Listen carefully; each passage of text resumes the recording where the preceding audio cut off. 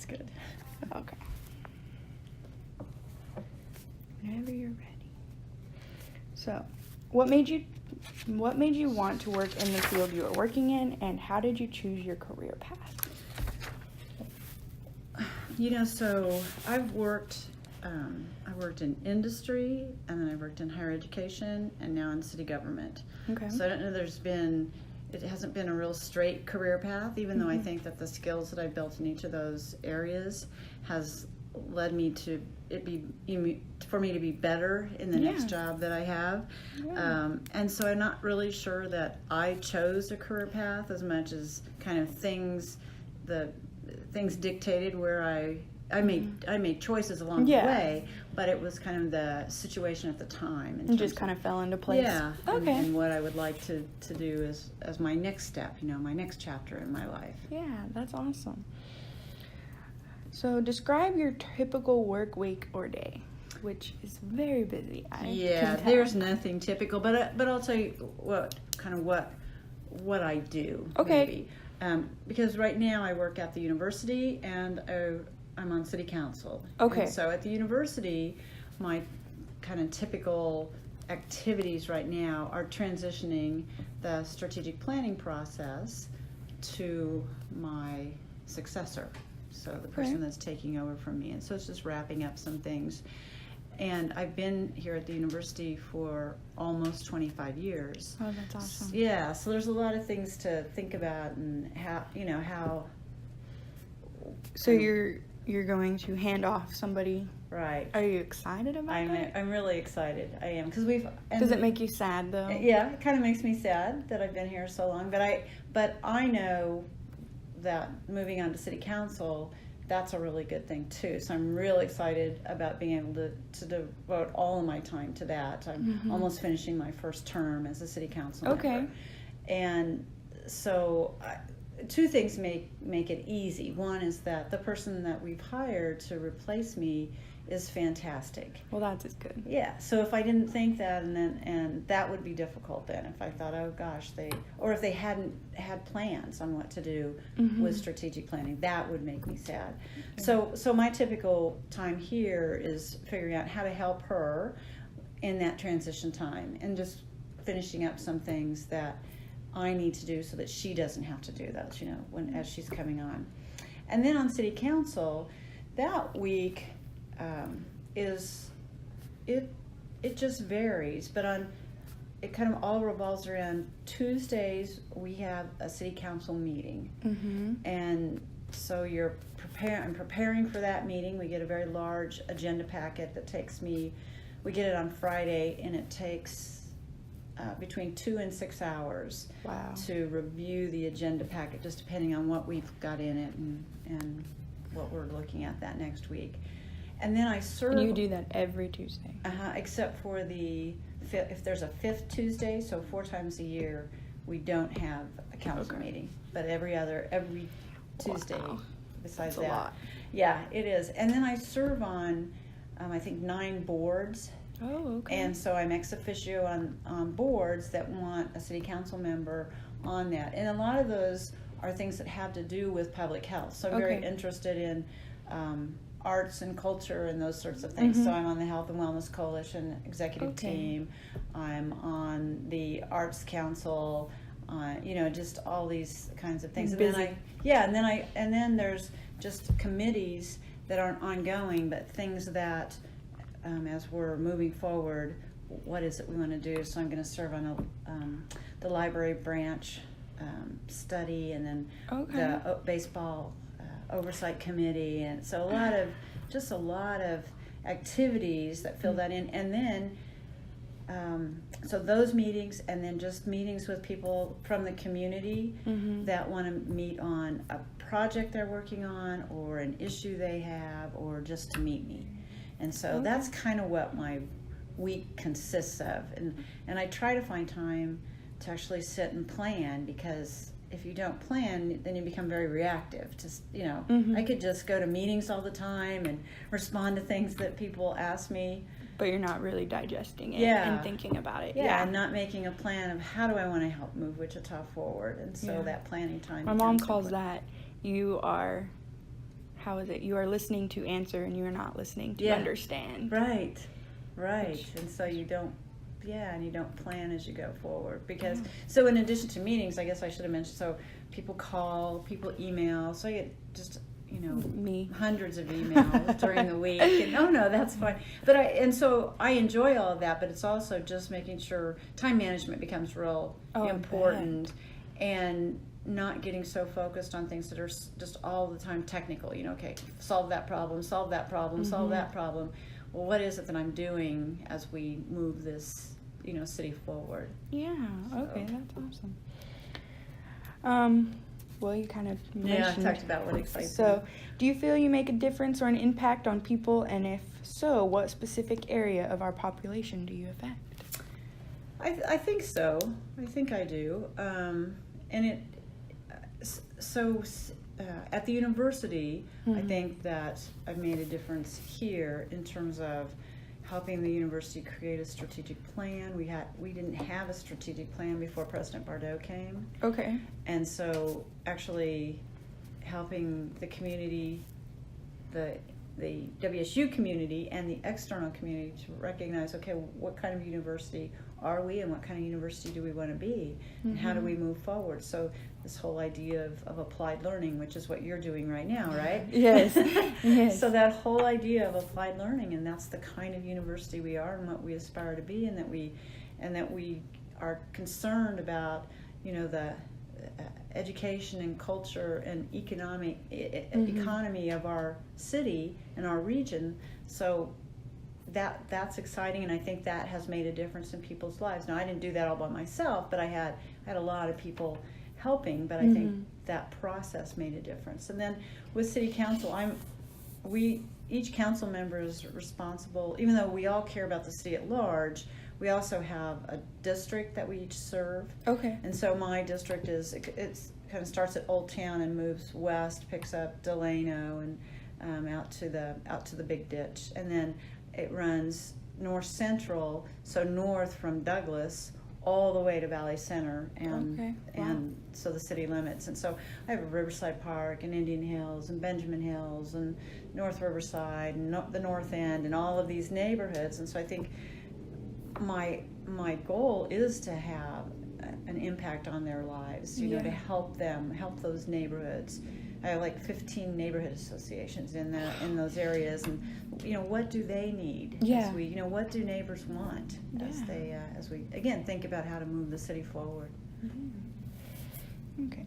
If you could give one piece of advice to someone going down your career path, what would it be and why? I would say you need to be flexible and be able to adapt. Yeah. And take advantage of opportunities that you get. It's sometimes difficult to, you kind of get in your head what you're going to do, and then a situation changes, so you have to be flexible and adapt, be able to adapt and open to opportunities. When President Bardot came, he asked me to co-chair the strategic planning process, and I reminded him that I'm a marketing professor, not a strategic planning professor, and he said, that's fine, you're the person I need. So being able to take advantage of that. When I announced my phased retirement at the university, some people approached me about running for city council, and I said, why would I run for city council? I'm retiring. And so again, letting that door open and, exploring different path. Yeah, saying, okay, that sounds like a good thing. So I think flexibility and being, would you say getting involved as well? Absolutely, yeah. You have to be involved. Yeah, I don't think anybody would ask me to do those things if I hadn't been involved in the community, both on campus and off campus. We talk a lot about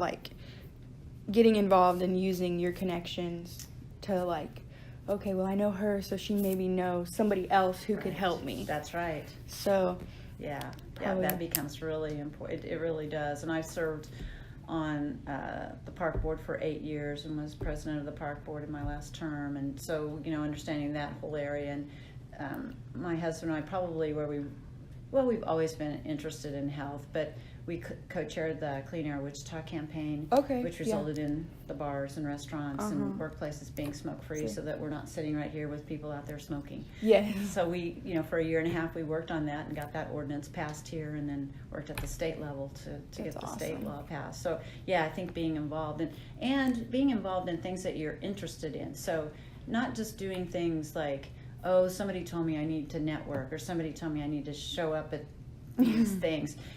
Because if it's boring to you, then you don't have any. Yeah, you're not going to put any effort into it. Yeah, I remember I was on the technical advisory committee when we were doing the bicycle master plan. Okay. That And is so cool. Yeah, and I love it. and it was tedious work to read through Really? these very large reports, but I love that. Yeah. So it wasn't boring to me. It would be Mhm. boring to someone else who wasn't interested in, pathways or things Yeah. like that. So it has to be something you really feel strongly about. My brother, he runs cross country and track Oh. at Fort Hayes. Oh yeah. And he rides his bike everywhere. He actually got it stolen, Oh. which you're just like, read. Like, what the heck? And he's like, I didn't think about it. Yeah, I didn't think about it. Yeah, that's usually what happens, Yeah. right? That's right. If you had the opportunity to experience your career path over again, what would you do differently, if anything at all? I would learn a foreign language. Ooh, okay, Spanish. Actually, I would learn Spanish. Yeah. That is one thing I wish I would have done, and I know it's not too late. Yeah.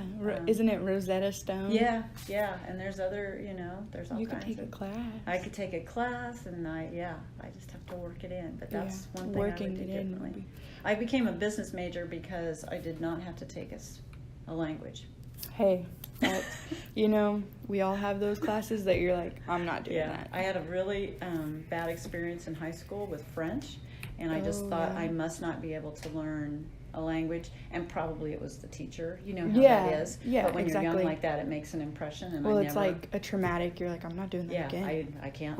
I must not be able to be. And I'm pretty smart, but Yeah. but I just thought I must not be able to learn a foreign language. That is one thing that I am so grateful that I learned English first, because if you think about it, it is the most complicated language ever. And my friend, she speaks Spanish, and she's in all the groups on campus for Spanish, and I'm like, how do you do it? And she's like, it's way easier than English.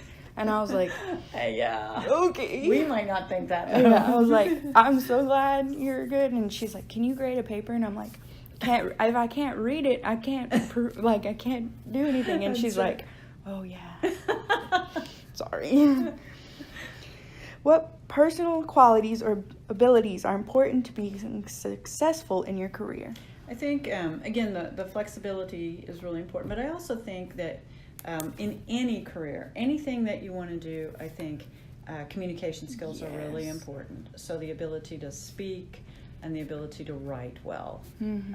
And that doesn't mean, I'm not, there are some people, and you see this in the classroom, they are just great presenters, and you could listen to them Yes. all day, right? Yeah. So I'm not like that, but I know what my style is and what works, and so I think Mhm. working on those verbal communication skills and those written communication skills are really important. I took speech in high school, for college credit, because you have to have it. And now my speech teacher was like, that was her degree, verbal communication. Uh-huh. So she was just on top of things. Yeah. So now I go and I see people give a speech, and I'm like, you really shouldn't stand like that. You need to make eye contact. And I'm like, oh my That's right. gosh, what am I doing? Get your hands out of your pockets. Yes, Yeah. please make eye contact, not just with the teacher, scan around. That's right. Please don't say every time. But, that is one thing, communication is so big. It is, because it can help you in about anything you do. When I worked in industry, I worked for a couple of years. I worked for Boeing when they were here Okay. for Boeing Computer Services, and I worked in accounting. Okay. And I have just a business degree, not an accounting degree, but it was a good job, so I took that. Then when I went to work, I worked at Pizza Hut when their headquarters were here. Okay. And I worked for them for almost 10 years, and we were owned by PepsiCo. And Okay, so I ended up in one of my positions, I ended up back in accounting and in management. And so people that reported to me had CPAs and knew how to do accounting and all that. I understood it, but I didn't know how to do, I'm just not an accountant. But I think that my communication skills is what allowed me to move up the ladder without being an accountant. Yeah, and that's awesome. Your experience just went with it. Yeah. That's how do you see jobs in the field changing your future and others? Oh. At the university, I think that there's going to be probably big changes over the next 10 years. I mean, I've seen a lot in my 3 years. Yeah. So it's like... and we have tenure at universities, and I think that's something's going to change with that, I think. It's, okay. I don't know. Are you excited about that, or does it make you kind of sad? It doesn't... I think it's probably needed. Okay. I really do. And I understand the purpose of tenure, and I have tenure, and I'm a full professor, and now professor emeritus, but I think that you could do those things without tenure, and sometimes I think tenure protects people that aren't doing a good job. And I'm not sure that I would do anything different, whether there was tenure or not. I would have still done the same. Yeah, I still would have did my best I could do in the classroom, would have still worked on my research, done, so I think that's going to happen. And then in terms of government, I don't know. I don't have enough experience with that yet. Yeah. I don't know what's going to happen. Does it excite you? Yeah. Yeah. Yeah. That's good. It does. At least you're excited about it. If you were kind of nervous about it, like hesitant, like, I don't know if I should have, what did I get myself into? And that's what people ask me who see me now, and they're like, so do you like it? And I'm like, yes, I like it a lot. I said, that's good, because just like you said, it would be terrible if I got into it and went, oh my God, this is not what I thought. Yeah. But I kind of had a sense, because I had worked on these projects and worked with council members on things, and so I Do you think it's completely different from what you do here? No, I don't, because both are very large organizations and very bureaucratic. Okay. And so the work I've done at the university has really helped me navigate That's really good. at City Hall, because I think I don't get as frustrated as some people do, because I understand you work through channels. Sometimes it takes a very long time. And so I understand that at the city site. Well, that's too. good that you're like, what to expect. Yeah. If you went in there like, what? Yeah, I've never worked in a bureaucracy before. Yeah. Why is this taking so long? Like, I just had to wait a week for an email. Yeah.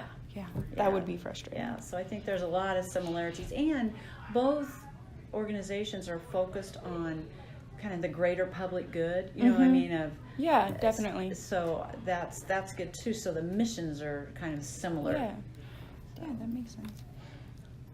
Is there a time or person you have encountered that made a difference in your life, or they made an impact on yours that you can tell me about?